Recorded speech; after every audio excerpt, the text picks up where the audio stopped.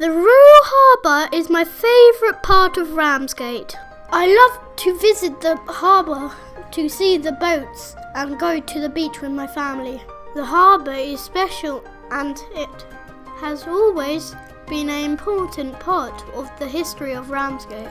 I went to the harbour and spoke to Ralph Holt, who works at the Customs House, to find out more about why it is so special. When was the harbour built? Very good question there. The original harbour was just a small jetty like the one in Broadstairs, and originally it was just made of wood. This is back in Henry VIII's time, a long time ago, hundreds of years ago. Then the wooden pier was changed to stone pier, and the harbour was quite well established around 1730s. And there was a massive great storm which 300 boats managed to come into Ramsgate to be saved from the storm. And then the government of the day decided that this is such an important town, they spent loads and loads of money developing the harbour and building it as you see it today. Why was the harbour built? For various reasons. One of the main ones about the extension that we've mentioned was because it was a harbour of refuge. That means if any boats are in the channel and they've got trouble, they can always come into Ramsgate. But it's got major uses through its years, as it was a massive boat building harbour at one time. We had boat building yards on both sides of the harbour. You could actually have your boat built. We've got slipways on the outer harbour where they used to repair boats. But the other big trade was fishing. We had such a huge fishing fleet. If you go back to 1900s, there was well over 100 fishing boats in Ramsgate.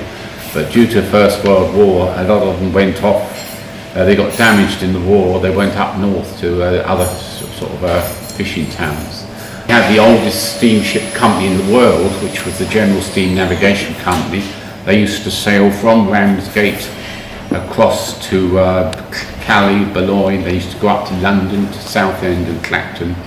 And then in the 60s, Ramsgate Harbour had the very first international hoverport in the whole world, and it was in the outer harbour. There's the actual pad still there, and you could actually cross the channel on a hovercraft from Ramsgate Harbour.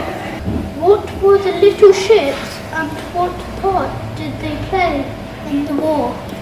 Oh, Ramsgate was a vital part. When you look at the war history, Dover gets the main mention because it was organised from Dover. Mr. Churchill would have been down there, but basically what happened was all our troops on the continent were forced back to the French coast, to Dunkirk, and there was nowhere to go. So the country all got together. Anybody had a boat of any size would all come down to Ramsgate and Margate. And these boats would keep crossing the channel, picking up as many soldiers as they could and bringing them back to Ramsgate or Margate. Some of them couldn't carry many, so what they did, they had some of the ferries, the ferry boats were out there, and little tiny boats would pick up soldiers and take them to the boat, and they'd keep ferrying the old soldiers backwards and forwards to big boats, and then the big boat would come back to Ramsgate or Margate. And it was a vital part of the war, and it saved thousands and thousands of lives, and all the people of Ramsgate got involved. So as soon as the soldiers landed on the end of the pier, people were coming out of their houses with food for them, drinks for them, blankets and all sorts, because a lot of them had lost a lot of their clothing. They didn't have anything to bring with them, so they needed a lot of support like that, and the people of Ramsgate come up and did all their stuff and did some great things for them. Thanks for watching my video about Ramsgate Harbour. I think it is the most beautiful place to visit in England, and it is where I live.